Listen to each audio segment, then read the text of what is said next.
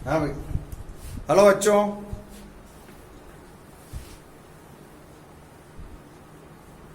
आज पढ़ेंगे आप समांतर चतुर्भुज के नियम में जो रिजल्ट्स आपने निकाले हैं। एक तो परिणामी सदिश निकालना और साथ में अल्फा का मान निकालना। उस अल्फा के मान से कुछ कंफ्यूजन्स किस तरह से आते हैं उनको सॉल्व करना सिखाऊंगा। देखते जाओ एक बार। पहले बेसिक कंसेप्ट बता दूं, क्या है आपका कंसेप्ट। समांतर चतुर्भुज का नियम क्या कहता है। देखो, आज इसके इंपॉर्टेंट पॉइंट्स पढ़ेंगे जो आपको 11th और 12th में काम फास्ट करने के लिए है, फास्ट आंसर्स देने के लिए है।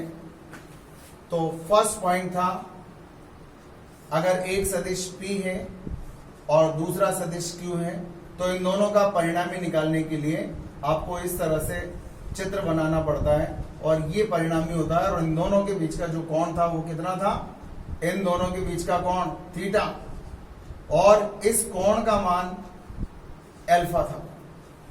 तो सबसे पहला तो इसके अंदर परिणामी R बराबर कैसे निकालते हैं, P square plus Q square plus 2PQ cos theta, ऐसे निकालते हैं। और दूसरी बात है दिशा। इस अल्फा का मान लिखना, अल्फा बराबर मैंने आपको बताया था tan इनवर्स याद रहेगा। बताओ क्या था, इसको थोड़ा हमने आगे बढ़ाया था, याद आया कुछ, याद आया, कितना था याद है, Q sin थीटा अपॉन ये कोण जिससे नापा गया है। अल्फा किससे नापा, P से नापा या Q से नापा, P से नापा है तो यहां आएगा P प्लस ये का यही आ जाएगा Q cos थीटा। ये था अल्फा निकालने का सूत्र तरीका। अब इस सूत्र को आप अप्लाई करना सीखो, अलग अलग तरीके से अप्लाई करना सीखो। देखते जाओ, ये आपका कंसेप्ट है जो मैंने बताया, इस कंसेप्ट को अप्लाई करना सिखा रहा हूं।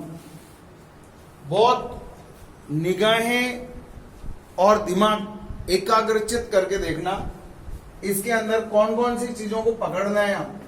जैसे इधर देखो, एग्जांपल नंबर 1, मान लो एक बल इधर है F1 और एक बल इधर है F2। इन दोनों का सबसे पहले तो परिणामी किधर होगा चित्र बनाना है। तो समांतर चतुर्भुज, इसके बराबर की भुजा यहां बना दो और फिर इसके बराबर की भुजा यहां बना दो, और जो इसका इन दोनों कटान बिंदु से होकर गुजरने वाला विकर्ण ये कहलाएगा परिणामी बल Fr।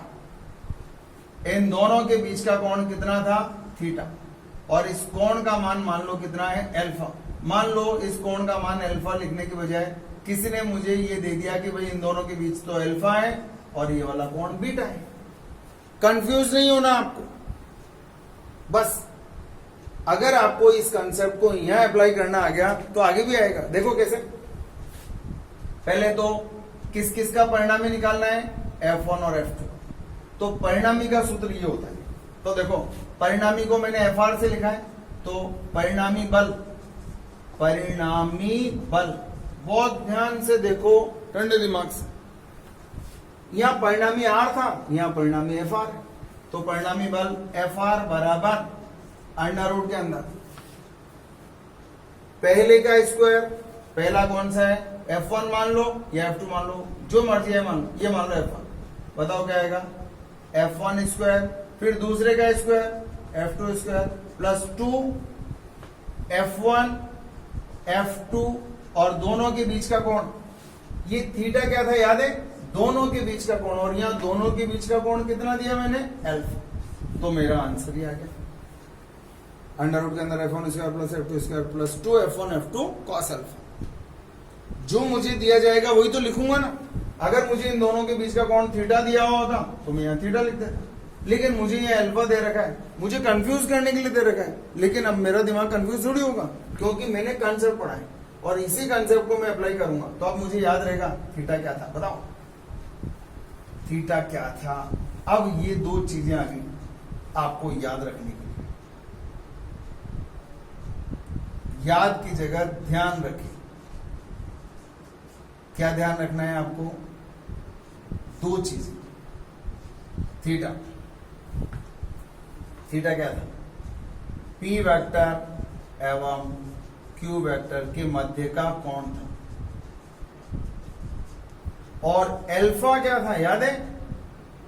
जो यहां लिखा हुआ होता है, यहां क्या लिखा है? पी। अगर मान लो यहां क्यू लिखा होता तो मैं क्यू बोलता। क्या है? पी वेक्टर एवं आर वेक्टर। बताओ ये क्या है? पहला सदिश। और ये क्या है? परिणामी। पी वेक्टर और क्यू वेक्टर के मध्य का कोण है। क्या हो गया? हाँ हाँ भाई देखो इधर, पी वेक्टर एवं क्यू वेक्टर के बीच का कोण है। पी वेक्टर क्या है? वो सदिश है जो आपको यहां दिखेगा, पी वेक्टर एवं, और ये क्या है? R vector. मतलब इन दोनों का जो परिणामी आया, इन दोनों का संयोजन से जो मिला परिणामी के मध्य का कोण है। अगर ये दोनों चीजें आपको याद रही तो आप कहीं भी गलती नहीं करेंगे। अब मैं आपको कुछ ऐसे ऐसे एग्जाम्पल्स के अंदर लेकर के जाऊंगा, वहां से ट्यूर मार करके आएंगे, कभी भी दिक्कत नहीं आ सकती, कभी भी फास्ट स्पीड से काम करेंगे। बताओ, एफ आर बराबर under root f1 square plus f2 square plus 2 f1 f2 cos alpha. यहाँ अल्फा क्यों लिखा? क्योंकि मुझे यहाँ थीटा लिखना था, और थीटा क्या था? दोनों के बीच का कोण, और यहाँ दोनों के बीच का कोण कितना है? अल्फा। अब आता है बीटा का मान लिखना, अल्फा दिशा लिखना, दिशा। ये समझ आ रहा है? अप्लाई करना आया, इसी चीज को अप्लाई करना है। क्या दोनों चीजें याद रहेंगी? थीटा दोनों के बीच का एंगल होता है, और अल्फा पी वेक्टर और आर वेक्टर के मध्य बनाया गया कोण होता है। ठीक है ना? अब आपको इस कंसेप्ट को जो मैं चित्र दे रहा हूं उनके अंदर अप्लाई करके देखना है। देखते जाओ, ध्यान से देखो, देखना। सूत्र याद है? आर बराबर क्या है? याद है ना सूत्र? चलो देखो, एग्जाम्पल नंबर 2। एक सवाल है आपके पास, देखो ये F1 है और ये F2 है। सिंपल से सवाल दे रहा हूं मैं, सिंपल सा सवाल, ठीक है? और आपके लिए दे रहा हूं। इसका मान लो थीटा है, समांतर चतुर्भुज बनाया, ये बन गया। कॉपी पेन तैयार रखो, चित्र बनाओ, चित्र बनाओ फटाफट। ये वाला चित्र बनाओ। अब इसका परिणामी बनाओ। ये तो इन दोनों के बीच का कोण है थीटा, देख लिया सबने? ये F1 F2 है। इन दोनों के मध्य जो परिणामी है वो FR है, और इस कोण का मान अल्फा है। क्या आपको इस सूत्र लगाना आएगा? इसे सबसे सिंपल फॉर्म है, सबसे सिंपल फॉर्म यही है। अब यहां तो आपको आंसर देना आना चाहिए, आना चाहिए। आंसर दोगे? बताओ, एफ आर बराबर क्या आएगा और अल्फा का मान कितना आएगा? फास्ट आंसर दो, फिर एग्जांपल नंबर 3 की बात करूंगा। जब तक आप यहां आंसर दो, मैं आपको एग्जांपल नंबर 3 बताता हूं। इसके बाद ये F1 है और ये F2। यहां भी वही चित्र बनाना है, और इन दोनों के बीच का कोण मान लो आपको ये दे रखा है थीटा। यहां भी वही चित्र बनाना है और सारे मान लिखेंगे, बताएंगे आंसर। इसका तो आ गया होगा, चेक करो, देख लो। परिणामी बल अंडर रूट टी स्क्वायर, इसको भी मान लेता हूं, तो F1 square plus F2 square plus 2F1 F2 cos, दोनों के बीच का कोण। मेरी निगाह यहां जाना जरूरी है, रटा रटाया आंसर नहीं लिखेंगे। मान लो हो सकता है थीटा, हो सकता है अल्फा, बीटा का, कुछ भी हो सकता है। कोण का मान तो जो दे रखा होगा वही लिखना है। भाई दोनों के बीच का कोण थीटा है, तो मैंने यहां पर थीटा लिख दिया। अब आती है अल्फा की बारी। अल्फा कहां से नापा है? यहां से नापा है। तो tan इनवर्स आपको लिखना मैंने सिखाया था। ऊपर यहाँ अलग चीज लिखते हैं और यहाँ प्लस में यहाँ कुछ अलग चीज लिखते हैं। यहाँ वो लिखते हैं जिससे कोण नापा है। कोण किससे नापा है? F1 से। वेक्टर का चिन्ह नहीं लगाना, केवल डिस्टेंस लिखनी है, केवल परिमाण काम में लेना। बताओ, ये F1 आ गया। अब यहाँ लिख दो, बताओ यहाँ क्या आएगा? F2, F1 तो यहाँ आ गया ना, अकेला आएगा। F2 साइन थीटा और ये हो गया F2 कॉस थीटा। ये आपका आंसर है। ऐसा ही चित्र अब यहां बनाना है। समांतर चतुर्भुज बनाओ आराम से, मस्त तरीके से समांतर चतुर्भुज बनाओ। कैसे बनाओगे बताओ? पहले तो इसके समानांतर रेखा डालो और उतनी ही लंबाई रखो जितनी लंबाई यहां है, और फिर अब इसके समानांतर रेखा डाल दो। बताओ क्या समांतर चतुर्भुज बन गया? क्या बिल्कुल बन गया समांतर चतुर्भुज। क्यों नहीं बनेगा? बन गया साहब समांतर चतुर्भुज। अब क्या होता है बताओ? समांतर चतुर्भुज बनने के बाद एक बार समांतर चतुर्भुज का नियम याद कर लो। यदि दो सदिश समांतर चतुर्भुज की दो आसन्न भुजाओं को व्यक्त करें तो इनके कटान बिंदु से होकर गुजरने वाला विकर्ण, इनके कटान बिंदु से होकर गुजरने वाला विकर्ण इनके परिणामी सदिश को व्यक्त करता है। तो अब ये जो नया सदिश बना है वो इनके परिणामी सदिश को व्यक्त करता है। मान लो, बताओ, इन दोनों के बीच का कोण कितना था? थीटा। इन दोनों के बीच का कोण, और इस एंगल का मान लो ये कोण कितना है? x है। तो x का मान बताना है। क्या बता सकते हो? पहले तो परिणामी बता दो। FR बराबर क्या आएगा? Under root F1 square plus F2 square plus 2F1 F2 cos दोनों के बीच का कोण थीटा। अब x निकालना है आपको, तो x बराबर क्या आएगा? tan इनवर्स बताओ क्या आएगा? किससे कोण नापा है? F2 से।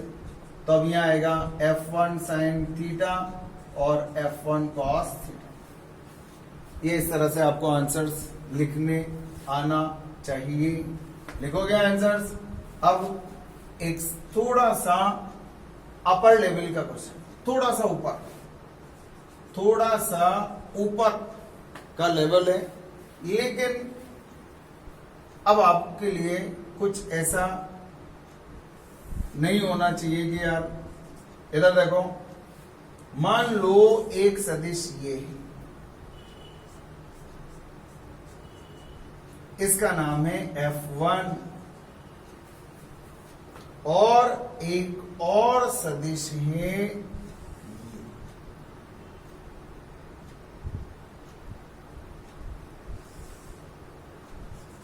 इसका नाम है F2। देख लिया सबने? यहां से यहां तक का कोण है θ1। इस कोण का मान कितना है? θ1। और इस कोण का मान कितना है? θ2। ये क्या है? x अक्ष। ये x अक्ष,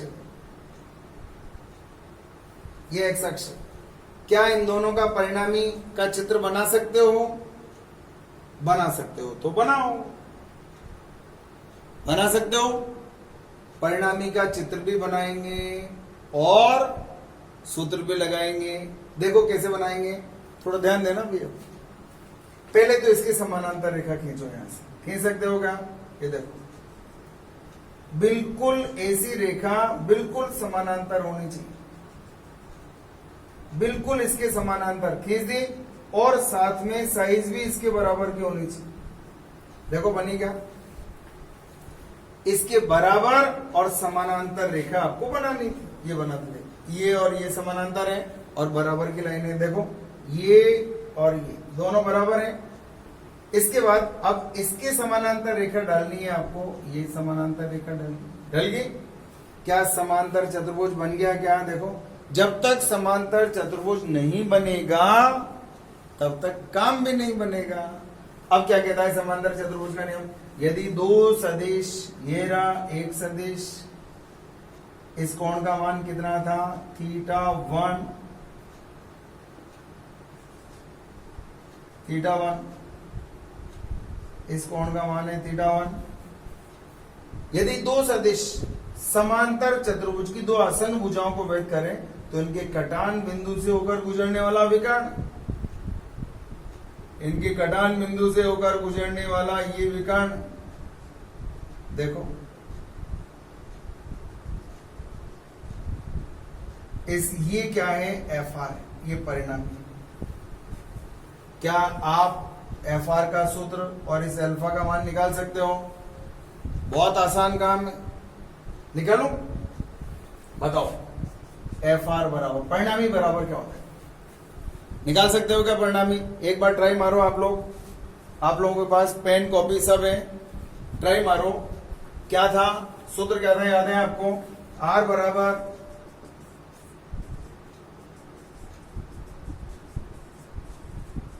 और ये सूत्र लगाना ही आपको आता है, बस अगर इसमें थीटा का ध्यान आपको हो तो। ये पहला सदिश, दूसरा सदिश, 2 पहला सदिश, दूसरा सदिश और कॉस, इन दोनों सदिशों के बीच का कोण। अगर आप ये काम कर सकते, देखो ये थीटा 2 यहां से यहां तक का कोण है पूरा, ये थीटा 2 और यहां से यहां तक का कोण थीटा 1। तो बताओ F1 और F2 के बीच का कोण कितना है? F1 और F2 के बीच का कोण देख रहे हो ध्यान से? मान लो यहां से यहां तक का कोण है थीटा 1 और यहां तक का कोण है थीटा 2, ये F1 है और ये F2 है, तो दोनों के बीच का कोण बता सकते हो? बता सकते हो क्या? ये थीटा 2 है और ये थीटा 1 है, तो बताओ कितना कोण हो गया दोनों के बीच का? Theta 2 minus theta 1। सूत्र बनाओगे इसका, क्या था बताओ? अंडर रूट पहले का स्क्वायर F1 का स्क्वायर। ट्राई मार रहे हो ना आप लोग? ट्राई मार रहे हो? एक बार स्क्रीनशॉट ले लो ताकि आप घर पे भी ट्राई मार सको। जिनको नहीं आ रहा है मैं अभी बताऊंगा, उसके बाद वो घर पे भी ट्राई मारेंगे। इसका आंसर दोगे? चलो मैं पूछता हूं, कौन बताएगा? देखें इसका आंसर।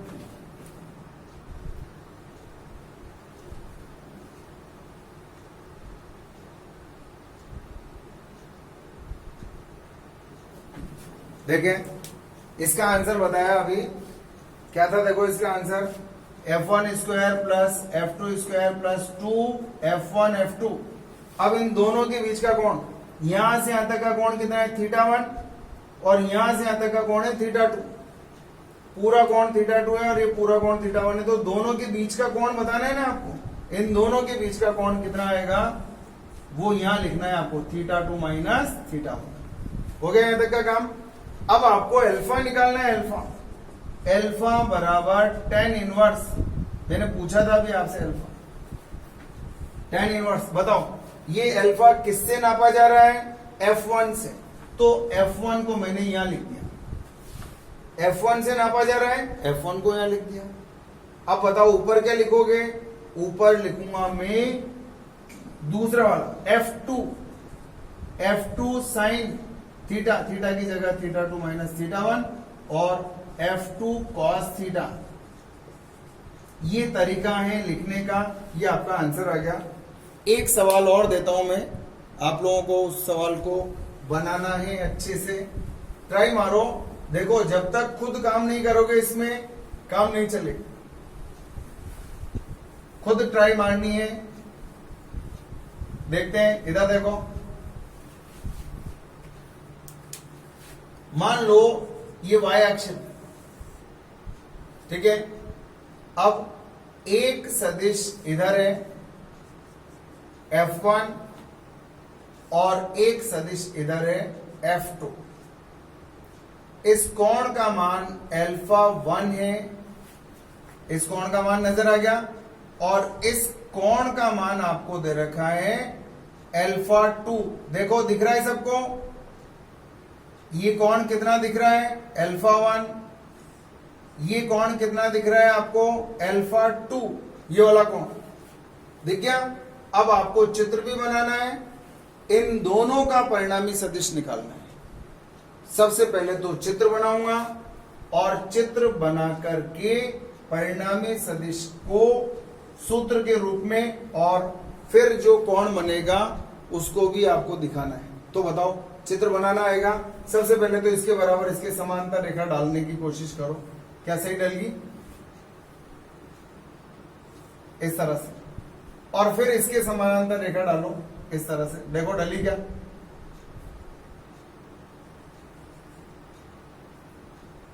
देखो ऐसा लगना चाहिए कि समांतर चतुर्भुज बन गया हो। लग रहा है? ये दोनों भुजाएं समानांतर होना जरूरी है। ये समांतर भुजाएं होगी, समांतर चतुर्भुज हो गया।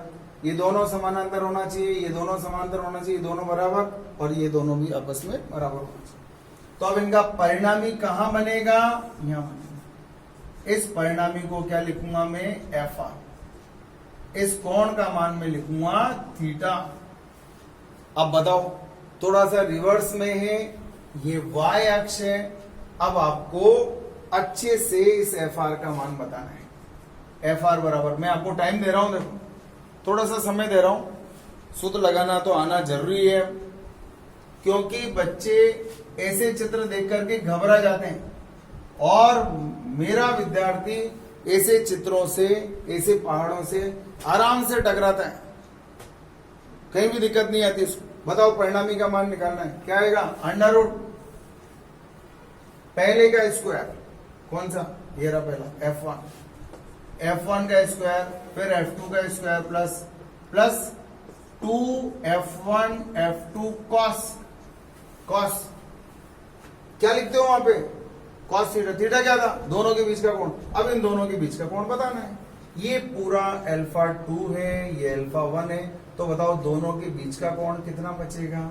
F1 और F2 के बीच का कोण कितना बचेगा? ये पूरा अल्फा 2 है, पूरा अल्फा 2 है, और ये अल्फा 1 है। तो बचेगा कितना? Alpha 2 minus alpha 1। काम हो गया। अब आपको क्या करना है? इस थीटा का मान निकालना है। इस थीटा, अगर मान लो मैं इसको, देखना इधर, अगर इस कोण को x लिख दूं और इस कोण को y लिख दूं, अगर मैं y का मान पूछूं तो क्या आएगा?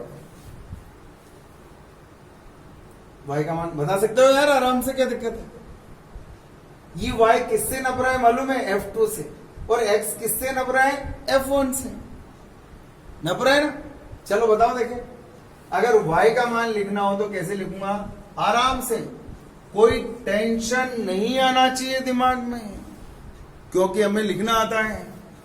मैं y का मान लिख रहा हूं, किससे नापा? F2 से। भैया तू तो इधर आजा पहले, जो भी जिससे भी कोण नापा उसको, भैया तू इधर आजा। अब जो बचा है लिख दो, F1 cos थीटा, थीटा का मान तो अपन ने ज्ञात कर ही लिया था, और F1 sin थीटा, और नीचे F1 cos थीटा।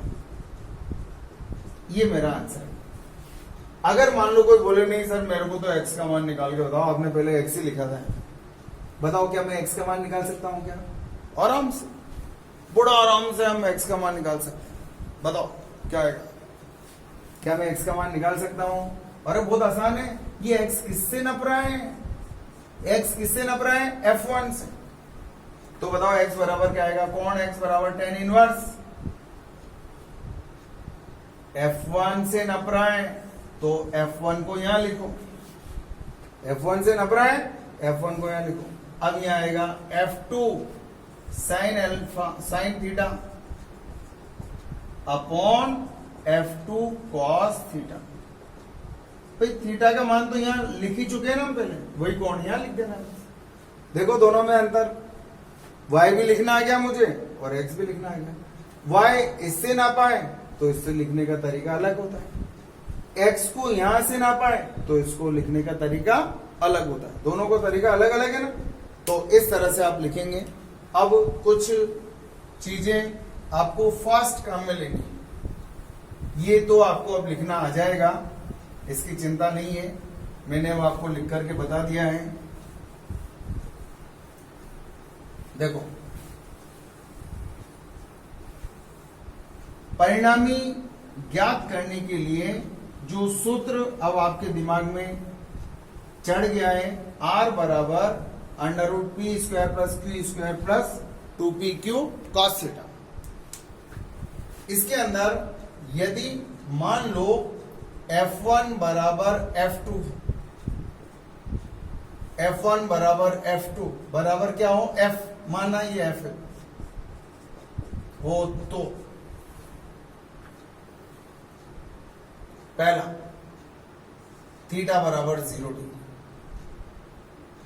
दूसरा थीटा बराबर 60 डिग्री, तीसरा थीटा बराबर 90 डिग्री, चौथा थीटा बराबर 120 डिग्री और पांचवा थीटा बराबर 180 डिग्री। तो एफ आर का मान क्या होगा, सब में एफ आर का मान, परिणामी बल का मान निकालना है सब के अंदर। और ये जो रिजल्ट्स आएंगे आप लोगों को और लोगों से आगे रखेंगे, ये रिजल्ट्स फास्ट, क्योंकि इसके रिजल्ट्स इस तरह से मिलेंगे अभी आपको जब हम इनको निकाल करके देखेंगे। क्या दिया हुआ है, दो सदिश दे रखे F1 और F2, थीटा बराबर 0, चित्र बनाओ, ये F है एक तरफ है, F1 और F2 दोनों का मान बराबर है ना, एक F है और दूसरा भी F है, तो दो दो F नजर आ रहे हैं आपको। देखो आपको घड़ी की दोनों सुइयां नजर आ रही, एक F और दूसरा भी F। बताओ एफ आर बराबर क्या है, जब दो सदिश एक ही दिशा में होते हैं तो बताओ थीटा का मान कितना आया, थीटा का मान आया 0 डिग्री। चाहो तो सूत्र लगा करके देखो, लगाओ लगाओ लगाओ, सूत्र लगाओ, लगा सकते हो एक बार, फाइनल तौर पर सूत्र लगा लो। अब जो रिजल्ट आएगा वो आपको याद कर लेना। बताओ परिणामी का सूत्र क्या था, under root p square plus q square plus 2p q cos theta. P square का मतलब f square plus 2 F1 F2 cos theta, theta का मान कितना है 0 डिग्री। बताओ यार कॉस 0 का मान कितना होता है, 1 होता है। बताओ कितना हो गया, F square plus 2 F square, cos 0 का मान कितना हो गया 1। बताओ ये कितना हो गया 4f स्क्वायर। बताओ ये कितना हो गया 2f। और ये तो आना ही था, जब दो सदिश एक ही दिशा में होते हैं तो जोड़ दो और विपरीत दिशा में होते हैं तो घटा दो। कुल मिलाकर के जब दो समान सदिश एक ही दिशा में हो, दो सदिश एक ही दिशा में, तो परिणामी सदिश उन दोनों के जोड़ के बराबर होता है। And this is the maximum value, इससे ज्यादा परिणामी बल नहीं आ सकता, क्योंकि दोनों एक ही दिशा में, तो cos थीटा का मान 1 होता है जो कि मैक्सिमम होता है, और इससे ज्यादा मान संभव नहीं। बताओ इस वक्त क्या हो, एफ आर का मान अंडर रूट, आप लोगों के पास कॉपी पेन है, खुद ट्राई मारो, मेरे से एक कदम आगे चलो। और मैं ऐसा ही करता हूं हमेशा, बच्चों को मुझसे एक कदम आगे रखने का प्रयास करता हूं, समय देता हूं भरपूर, क्योंकि हमारे पास समय की कमी नहीं है। अभी 11th क्लास में, 12th में जरूर हमारे पास शेड्यूल टाइट होता है, 11th में समय की कोई पाबंदी नहीं है आपकी। आप केबीसी देखते होंगे, वो चल पड़ी जी आपके लिए कोई समय की बाध्यता नहीं है। इस बार घड़ी का नाम क्या रखा है, चल पड़ी। बताओ समय की बाध्यता नहीं है, आराम से तसल्ली से आंसर दो, बस बेसिक मजबूत हो जाना चाहिए। एक बार रखो मान, पहला का स्क्वायर, दूसरा भी स्क्वायर, और तीसरा चौथा दूसरा, पहला दूसरा, और cos 60। बोलो भैया cos 60 का मान क्या होता है, 2f square, f into F square होगा इंटू 1/2, 1/2 से 1/2 कट गया। बताओ अंडर रूट 3f स्क्वायर, क्या आया अंडर रूट 3f स्क्वायर को बाहर निकालो। ये आया भाई, याद रहेगा, किसी भी हालत में याद करना है, दो समान बल है, 60 डिग्री के कोण पर लगेंगे तो परिणामी बल का मान कितना आएगा, √3f।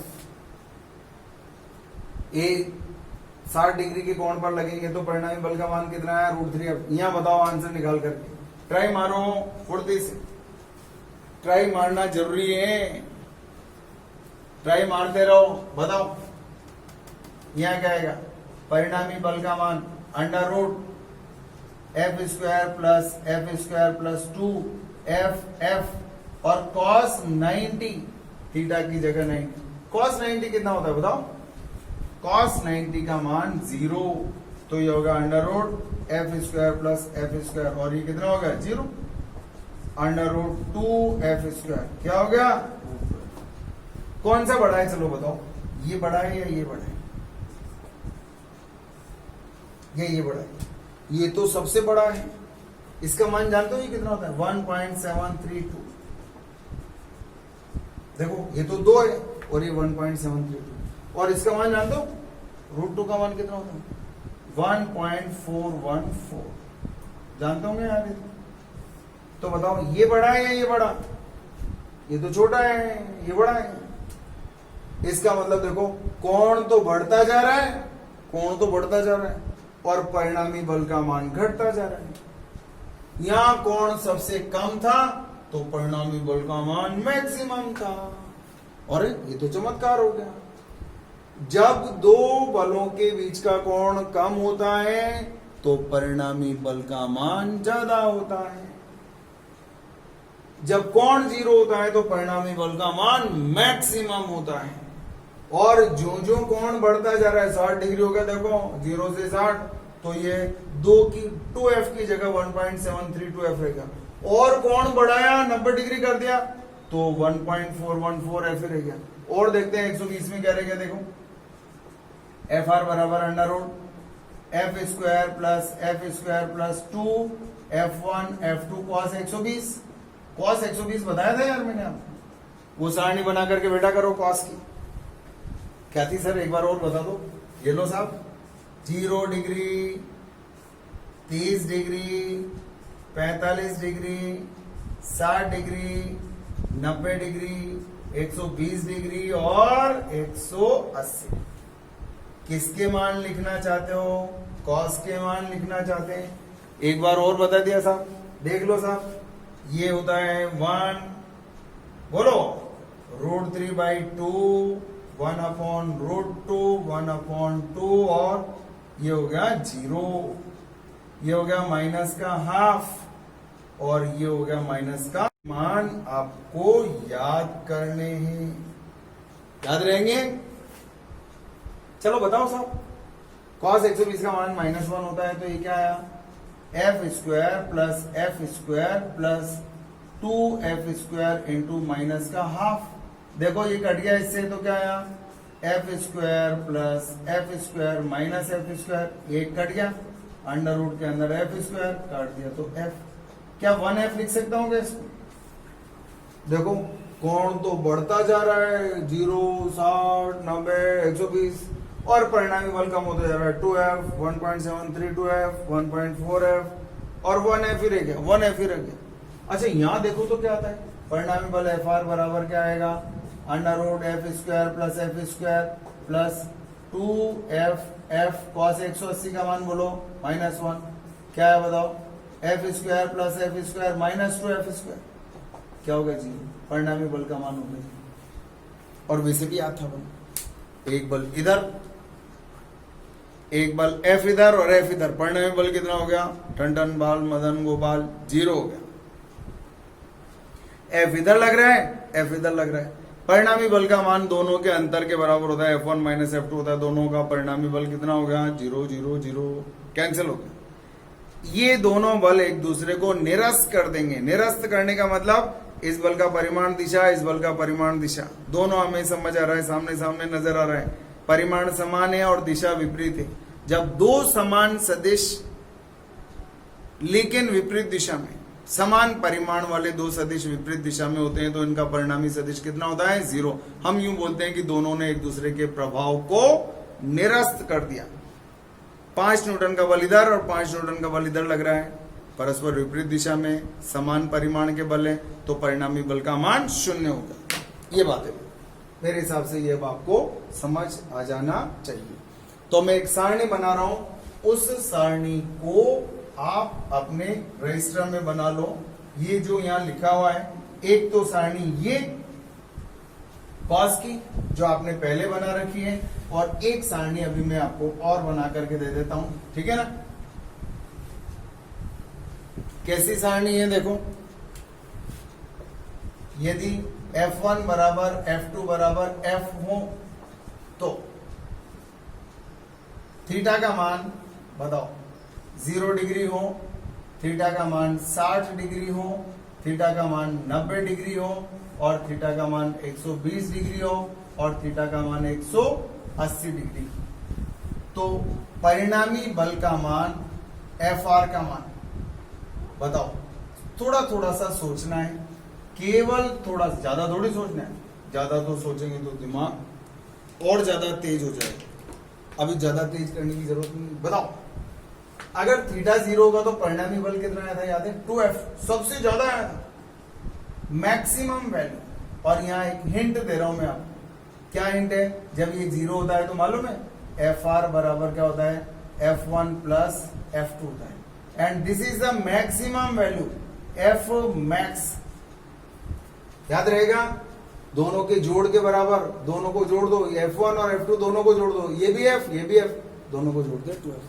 बताओ यहाँ कितना आया था, √3F, यहाँ कितना आया था, √2F, यहाँ कितना आया था, F, और यहाँ कितना आया था 0। This is the minimum value. Fr बराबर बताओ, Fr बराबर F1 माइनस F2, ये भी F ये भी F, F माइनस F कितना हो गया, 0 हो गया। This is the minimum value, minimum value. इसका फायदा क्या है? एक तो आप काम ये अपनी सारणी बनाओ, एक सारणी ये और एक सारणी, और इसका फायदा क्या है? इसका फायदा देखो, ये तो सबको याद है ना भाई, स्क्रीनशॉट ले लो, बना लेना आप लोग। इसका फायदा क्या है? मान लो किसी ने मुझसे पूछा कि एक वस्तु पर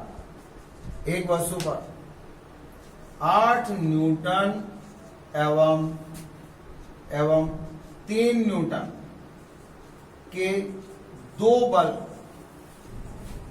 क्रियाशील,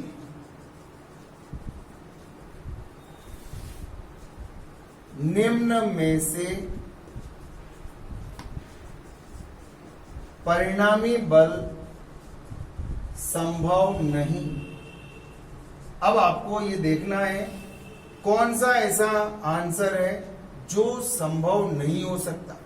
पहला 11 न्यूटन, बी 5 न्यूटन, सी 7 न्यूटन, और डी 4 न्यूटन। इनमें से कौन सा आंसर सही है? अब आपको यहां क्या देखना है कि मैक्सिमम बल कितना हो सकता है, क्योंकि F मैक्सिमम बराबर होता है F1 प्लस F2। देखना ध्यान से, F1 कितना है 8, F2 कितना है 3, तो कितना हो गया 11 न्यूटन। और F मिनिमम कितना हो सकता है? मैक्सिमम इतना हो सकता है, और मिनिमम कितना हो सकता है? F1 माइनस F2, मतलब घटाना है आपको, F1 माइनस F2 या F2 माइनस F1, कुछ भी लिख लो। बताओ कितना हो गया, 8 माइनस 3 कितना हो गया, 5। मैक्सिमम 11 न्यूटन हो सकता है और मिनिमम 5 न्यूटन हो सकता है। तो बताओ 11 न्यूटन हो सकता है क्या? हो सकता है। 5 न्यूटन हो सकता है? हो सकता है। मिनिमम इतना हो सकता है। 7 न्यूटन हो सकता है? हो सकता है, क्योंकि मैक्सिमम परिणामी बल 11 न्यूटन और मिनिमम कितना हो सकता है, 5 न्यूटन। तो बताओ परिणामी बल की जो परास आएगी, वो परास ध्यान से सुनना, F रिजल्टेंट की जो परास आएगी वो क्या आएगी, F मिनिमम के बराबर भी हो सकती है और बड़ी भी हो सकती है, और F मैक्सिमम के बराबर भी हो सकती है और कम भी हो सकती है। मतलब परिणामी बल का मान 5 न्यूटन से लेकर के 11 न्यूटन तक कुछ भी हो सकता है। 5 न्यूटन से लेकर 11 न्यूटन तक कुछ भी हो सकता है। इसका मतलब 11 न्यूटन हो सकता है क्या? हो सकता है। 5 न्यूटन हो सकता है। 7 न्यूटन हो सकता है। क्यों? क्योंकि ये भी किसके बीच में आ रहा है, 5 से 11 के बीच में। देखो यहाँ ये सारे जो मान आ रहे हैं वो कहां किस किस के बीच में आ रहे हैं, 2 से लेकर 0 के बीच में कुछ भी मान आ सकता है।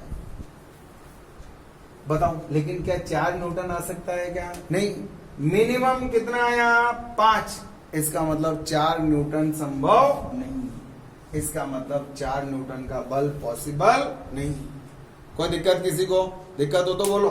तो ये आपको लिखो, फिर मैं नोट्स में तो भेजूंगा इसी आपको, ये लिखो परिणामी बल की परास। इसका मतलब जानते हो, परिणामी बल का मान मिनिमम बल के बराबर भी हो सकता है और परिणामी बल का मान ज्यादा भी हो सकता है। इसका मतलब क्या है, परिणामी बल का मान मैक्सिमम बल के बराबर भी, देखो दो चिन्ह है यहाँ पे, दो चिन्ह है। परिणामी बल का मान मैक्सिमम बल के बराबर भी हो सकता है और छोटा भी हो सकता है। मतलब परिणामी बल का मान F मिनिमम से लेकर F मैक्सिमम तक कुछ भी हो सकता है। कोण चेंज करते जाओ, परिणामी बल का मान चेंज होता जाएगा। कुल मिलाकर के उस सूत्र को हमने बहुत अच्छे से एनालाइज कर दिया है। परिणामी बल ज्ञात करने का जो सूत्र है, परिणामी सदिश ज्ञात करने का जो सूत्र है, उसका एनालिसिस ऐसे ही होना चाहिए। चलो एक सवाल का जवाब और तो देखें। किसी वस्तु पर 3 न्यूटन एवं 6 न्यूटन के दो बल,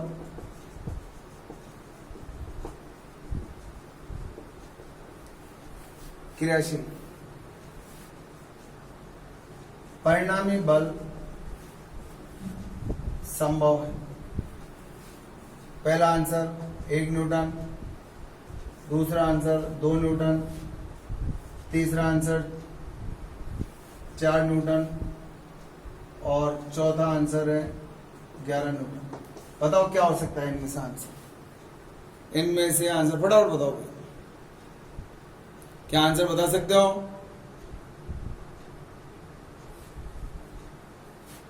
क्या आएगा बताओ, सोचो। आपको आंसर परिणामी बल के बारे में सोचना है भी। परिणामी बल का मान मैक्सिमम कितना हो सकता है? मैक्सिमम हो सकता है F1 प्लस F2, मतलब 3 प्लस 6 कितना हो गया? 9 न्यूटन। मैक्सिमम 9 न्यूटन हो सकता है। क्या 11 न्यूटन हो सकता है? क्या नहीं हो सकता? बताओ। FR का मिनिमम मान कितना हो सकता है? इनके अंतर के बराबर 6 माइनस 3 कितना हो गया? 3 न्यूटन हो सकता है। बताओ क्या 1 न्यूटन हो सकता है? क्या नहीं हो सकता? 2 न्यूटन हो सकता है? क्या नहीं हो सकता? 4 न्यूटन हो सकता है? क्या? यस, क्योंकि 4 न्यूटन इन दोनों के बीच में आ रहा है। 3 न्यूटन और 9 न्यूटन के बीच में आ रहा है। तो आपको बल की परास मालूम पड़ेगी कि जो परिणामी बल आएगा वो परिणामी बल 3 न्यूटन से लेकर 9 न्यूटन के तक, 9 न्यूटन तक कुछ भी हो सकता है। परिणामी बल का मैक्सिमम मान इतना और मिनिमम मान इतना, और परिणामी बल का मान यहां से लेकर यहां तक कुछ भी संभव है, कुछ भी हो सकता है परिणामी बल का मान। कुल मिलाकर के आपको परिणामी बल का अब आइडिया होने लग जाएगा कि यार इसका परिणामी बल ये आ भी सकता है या नहीं आ सकता। ठीक है, तो अब कल पढ़ेंगे बाकी का।